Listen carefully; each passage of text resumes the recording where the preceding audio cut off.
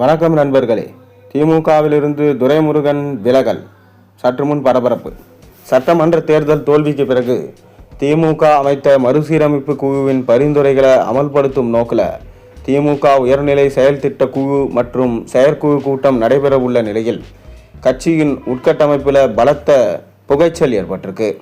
குறிப்பாக பொதுச் செயலாளர் பதவி, செயல் தலைவர் பொறுப்பு மற்றும் மாவட்ட செயலாளர்கள் எண்ணிக்கையை உயர்த்துவது தொடர்பாக தலைமைக்கும் மூத்த நிர்வாகிகளுக்கும் இடையே கருத்து மோதல்கள் அதிகமாயிருக்கு.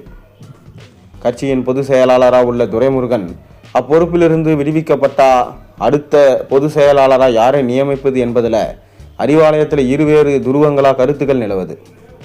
கட்சியின் மூத்த தலைவர்கள் சிலர் தங்களுக்கு அந்த வாய்ப்பு கிடைக்க வேண்டும் என காய் நகர்த்தி வரும் வேளையில் தற்போதைய கல யதார்த்தத்துக்கு ஏற்ப இளைய தலைமுறை அல்லது மாற்று சமூக பிரதிநிதித்துவத்தை கொண்ட ஒருவரை முன்னிறுத்த வேண்டும் என்ற கோரிக்கையும் வலுத்து வருது.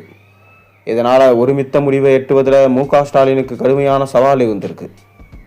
துரைமுருகன் விவகாரம் ஒருபுறம் இருக்க, உதயநிதி ஸ்டாலினின் திமுக செயல் தலைவராக நியமிக்க வேண்டும் என்று அவரது ஆதரவாளர் வட்டாரத்திலும் இளைஞரணியை சேர்ந்த நிர்வாகிகளும் தலைமைக்கு கடுமையான அழுத்தம் கொடுத்துட்டு வராங்க. கட்சியின் கட்டமைப்பை இளைய தலைமுறையினர் நோக்கி நகர்த்தும் விதமாக உதயநிதி ஸ்டாலினை திமுகவின் செயல் தலைவராக நியமிக்க முடிவெடுக்கப்பட்டிருக்கிறதா சொல்லப்படுது. அதேபோன்று நாடாளுமன்ற உறுப்பினர் கனிமொழிக்கு இணை பொதுச் செயலாளர் பதவி வழங்கப்பட வேண்டும் என தகவல் வெளியாயிருக்கு.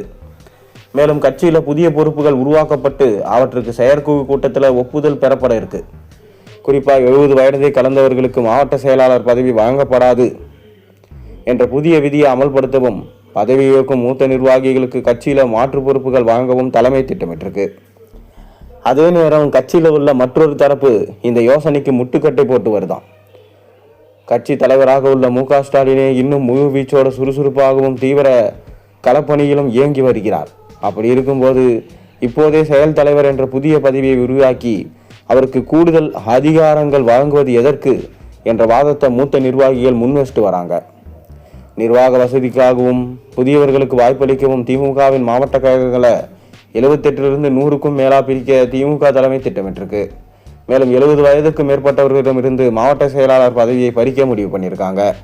ஆனால் தங்கள் செல்வாக்கையும் எல்லையையும் இயக்க விரும்பாத தற்போதைய மூத்த மாவட்ட செயலாளர்கள் மாவட்டங்களின் எண்ணிக்கையை அதிகரிக்கும் முடிவுக்கு கடுமையாக முட்டுக்கட்டையை போட்டு வராங்க.